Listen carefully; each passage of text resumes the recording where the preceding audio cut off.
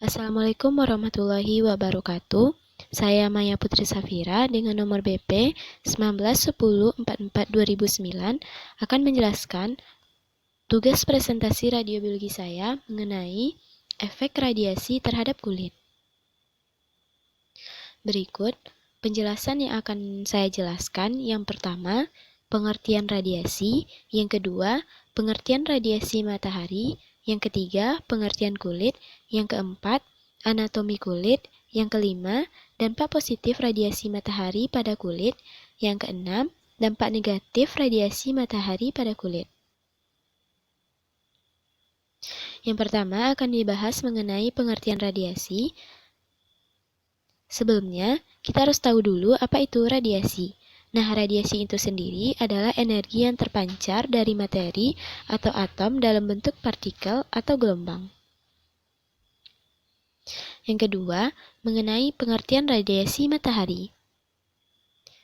Nah, radiasi matahari merupakan proses penyinaran matahari sampai ke permukaan bumi dengan intensitas yang berbeda-beda sesuai dengan keadaan sekitarnya. Nah, radiasi matahari ini yang diterima di permukaan bumi lebih rendah dari konstanta mataharinya. Selanjutnya, radiasi matahari yang sampai ke bumi. Radiasi ultraviolet yang dapat menembus ke bumi itu dibagi menjadi dua. Yang pertama, yaitu UVA atau disebut dengan ultraviolet A, dan yang kedua yaitu UVB atau yang disebut dengan ultraviolet B. Selanjutnya akan dibahas lebih rinci mengenai sinar UVA. Nah, sinar UVA ini memiliki panjang gelombang yang lebih panjang di antara sinar UV lainnya. Namun, energi yang dihasilkannya merupakan yang paling rendah. Sinar UVA ini mampu menembus dan mempengaruhi sel kulit lebih dalam. Bila sinar UVB hanya mencapai lapisan permukaan atau epidermis, nah maka sinar UVA ini mampu menyerap melewati lapisan epidermis hingga ke lapisan dermis. Akan tetapi, tidak dapat menyebabkan kerusakan langsung pada DNA manusia. Selain itu, sinar radiasi UVA juga dapat memicu terjadinya kanker kulit. Selanjutnya, yaitu mengenai UVB. Nah, sinar UVB relatif memiliki panjang gelombang yang lebih pendek dan tingkat energi yang dihasilkannya lebih tinggi. Sinar UVB ini pada dasarnya merusak lapisan terluar dari kulit dan dapat secara langsung merusak DNA. Sinar UVB ini merupakan sinar UV yang paling banyak menyebabkan kanker kulit. Jika pada sinar UVA, efek paparan dapat ditimbulkan secara langsung, namun pada paparan sinar UVB ini yang mengarah ke sunburns atau yang umum timbul beberapa jam setelah terpapar sinar matahari. Selanjutnya akan dibahas mengenai pengertian kulit. Nah, kulit itu sendiri merupakan organ tubuh terbesar yang menutupi seluruh permukaannya. Kulit berfungsi sebagai pelindung tubuh dari cedera dan patogen. Nah, kulit ini juga mengatur suhu tubuh, mengendalikan kehilangan cairan yang tak terasa atau disebut dengan invisible fluid loss, serta menyimpan vitamin D, lemak, dan air. Nah, selanjutnya akan dibahas mengenai anatomi kulit. Pembagian kulit secara garis besar tersusun atas 3 lapisan utama. Yang pertama, lapisan epidermis atau disebut dengan kutikel. Nah, lapisan epidermis ini merupakan satu-satunya lapisan kulit yang bisa disentuh dan dilihat. Yang kedua, lapisan dermis, yaitu lapisan yang terdapat di bawah lapisan epidermis yang jauh lebih tebal daripada lapisan epidermis. Nah, lapisan ini terdiri atas lapisan elastik dan fibrosa padat dengan elemen-elemen seluler dan folikel rambut. Yang ketiga yaitu lapisan subkutis. Lapisan subkutis ini ditandai dengan adanya jaringan ikat longgar dan adanya sel serta jaringan lemak. Selanjutnya, lapisan epidermis atau yang disebut dengan kutikel ini terdiri atas 5 bagian. Yang pertama yaitu stratum corneum, yaitu lapisan yang terdiri dari sel tanduk, keras yang terbentuk dari keratin. Nah, lapisan terluar kulit ini berfungsi untuk menyerap air dan melindungi lapisan kulit yang lebih dalam. Yang kedua, stratum lucidium, yaitu lapisan tipis yang hanya terdapat pada kulit tebal di telapak tangan dan kaki. Nah, lapisan ini berfungsi untuk meredam gesekan antara lapisan epidermis. Yang ketiga, yaitu stratum granulosum, yaitu lapisan ketiga dari epidermis yang berfungsi untuk membentuk sel-sel pelindung kulit. Yang keempat, yaitu stratum spinosum, yaitu bagian dari epidermis yang berperan dalam menciptakan keratin, yaitu bahan pembentukan sel kulit, rambut, dan kuku. Dan yang terakhir yaitu stratum basal, merupakan lapisan terdalam dari epidermis yang aktif membentuk sel kulit. Nah, pada lapisan ini terdapat melanosit, yaitu sel pembentuk warna kulit atau pigmen yang berfungsi untuk melindungi kulit dari radiasi sinar UV. Selanjutnya, mengenai dampak positif radiasi matahari terhadap kulit. Nah, sinar ultraviolet ini memiliki beberapa pengaruh positif terhadap kesehatan kulit manusia. Di antaranya adalah sinar tersebut digunakan dalam pengobatan penyakit kulit seperti yang pertama, psoriasis dan vitiligo. Nah, yang pertama akan dijelaskan mengenai psoriasis. Nah, psoriasis penyakit ini dapat kita lihat bentuknya pada gambar yang ditunjuk. Psoriasis ini adalah peradangan pada kulit yang menyebabkan kulit menjadi bersisik, menebal, mudah terkelupas, dan kadang juga terasa gatal. Nah, selain di kulit, pesisik ini juga muncul di bagian lutut, siku, punggung bagian bawah, dan kulit kepala. Nah, untuk pengobatan dari psoriasis ini, itu menggunakan UVB. Nah, yang paling pengobatan ini sudah banyak digunakan sejak tahun 50 tahun yang lalu. Nah, psoriasis ini membuat penderitanya mengalami proses pergantian kulit yang terlalu cepat. Kemunculan penyakit ini terkadang untuk jangka waktu lama atau timbul hilang. Nah, penyakit ini secara klinis sifatnya tidak mengancam jiwa dan tidak menular, tetapi karena timbulnya dapat terjadi pada bagian tubuh mana saja, sehingga dapat menurunkan kualitas hidup serta mengganggu kekuatan mental seseorang bila tidak dirawat dengan baik. Berbeda dengan pergantian kulit pada manusia normal, yang biasanya berlangsung selama 3-4 minggu, proses pergantian kulit pada penderita psoriasis berlangsung secara cepat, yaitu sekitar 2-4 hari, bahkan bisa terjadi lebih cepat. Pergantian sel kulit yang banyak dan menebal.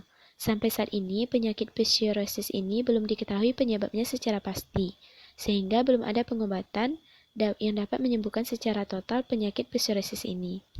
Namun, terapi menggunakan sinar ultraviolet yang dapat menyebabkan pertumbuhan sel kulit melambat, sehingga proses pergantiannya pun menjadi lebih lambat. UVA dan UVB digunakan dalam terapi penyembuhan ini. Namun, sinar UVA ini bisa digunakan dalam terapi ini karena efeknya yang berbahaya, sehingga sinar UVA ini jarang digunakan dalam pengobatan psoriasis. Yang kedua yaitu vitiligo. Nah, penyakit vitiligo ini dapat kita lihat pada gambar yang ditunjuk, yang mana vitiligo ini merupakan penyakit yang menyebabkan warna kulit memudar. Area kulit yang memudar ini biasanya bertambah besar seiring dengan waktu. Vitiligo juga dapat terjadi di bagian dalam mulut, mata, rambut, dan area kelamin. Nah, penyakit ini belum pasti penyebabnya, namun sudah dilakukan beberapa terapi yang digunakan dengan sinar ultraviolet B. Nah, ultraviolet B ini dapat meningkatkan repigmentasi pada penyakit vitiligo dan memicu imunosupresi dan produksi sel melanosit, serta mengaktifasi sel-sel melanosit. Nah, selanjutnya, yang terakhir yang akan dibahas mengenai dampak negatif radiasi matahari pada kulit. Sinar ultraviolet dapat menyebabkan beberapa efek negatif berupa kerusakan kulit dan penyakit kulit. Berikut ini adalah kerusakan dan penyakit kulit yang ditimbulkan akibat sinar matahari. Yang pertama, itu kerutan, yang kedua kulit kasar, yang ketiga flek hitam, yang keempat kulit terbakar, yang kelima lentina surya, yang keenam actinic keratosis, yang ketujuh warna kulit tidak merata, dan yang terakhir itu menyebabkan kanker kulit.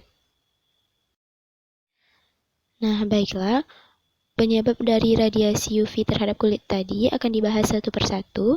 Yang pertama akan dibahas yaitu kerutan. Nah, kerutan ini merupakan penyebab utamanya itu radiasi ultraviolet. Nah, ketika kulit terkena sinar ultraviolet A, maka sinar tersebut akan merusak jaringan kulit di dermis, yaitu elastin.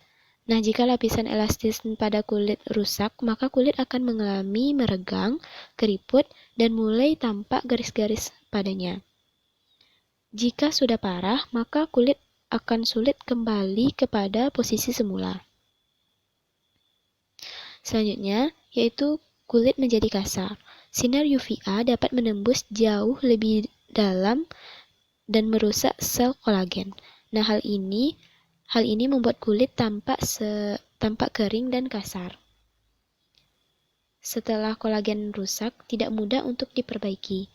Sel-sel dapat memperbaiki diri mereka sendiri dalam beberapa bulan atau tahun. Yang ketiga akan menyebabkan flek hitam.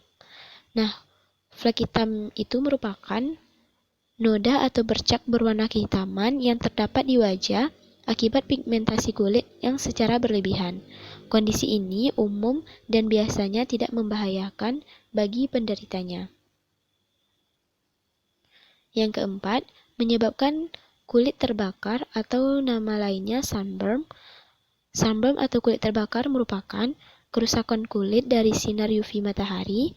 Nah, kebanyakan sunburn mengakibatkan kemerahan, bila disentuh terasa panas dan nyeri ringan, berpengaruh hanya pada lapisan kulit terluar atau luka bakar tingkat pertama.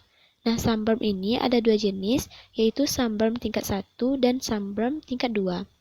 Tingkat 1 memiliki ciri-ciri kemerahan, panas saat disentuh, serta terasa nyeri ringan. Tingkat 2 memiliki ciri-ciri mulai dari kemerahan, pembengkakan, dan bahkan mengakibatkan melepuh. Yang kelima, itu mengakibatkan lentiness surya. Paparan radiasi matahari yang mempengaruhi kecepatan pertumbuhan sel melanosit. Hal ini menimbulkan bintik-bintik yang disebut dengan lentingen. Nah, lentingen adalah sel melanosit yang mengalami diferensiasi akibat terpapar dari sinar matahari secara terus-menerus.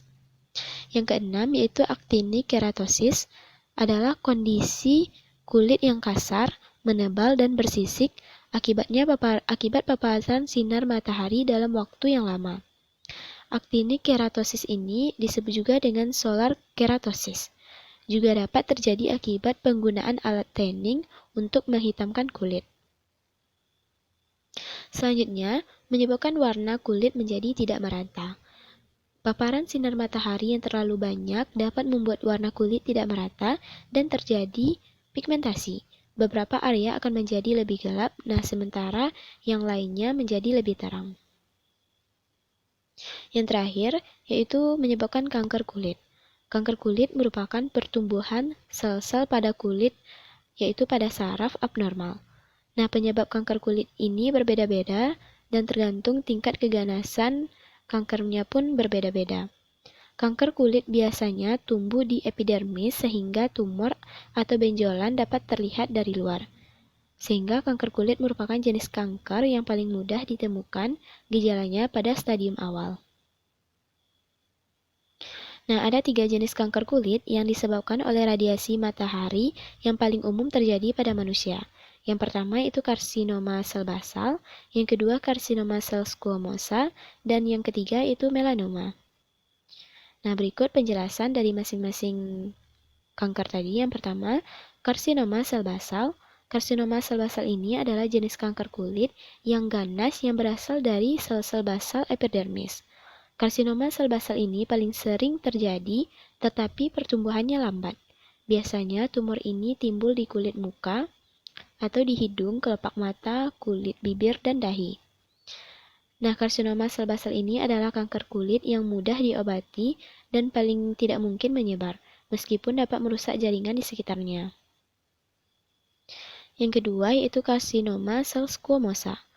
Karsinoma sel squamosa atau juga nama lainnya squamous cell carcinoma, disingkat dengan SCC, merupakan jenis kanker kulit yang sering terjadi pada bagian tubuh yang terpapar sinar ultraviolet atau UV matahari, seperti kepala, leher, telinga, bibir, tangan, dan kaki.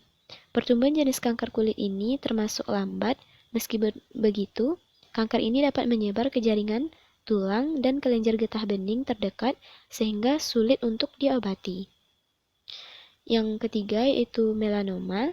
Nah, kanker kulit melanoma ini adalah kanker kulit yang berkembang dari melanosit. Selain di kulit, melanoma juga dapat muncul di mata, bahkan pada kasus yang jarang terjadi, melanoma bisa tumbuh di dalam hidung atau tenggorokan. Nah, melanoma adalah jenis kanker kulit yang jarang terjadi, tetapi kanker ini sangat berbahaya.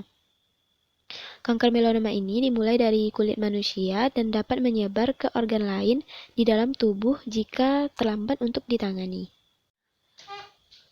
Berikut beberapa sumber yang saya jadikan acuan dalam presentasi kali ini. Nah, mungkin sekian presentasi dari saya.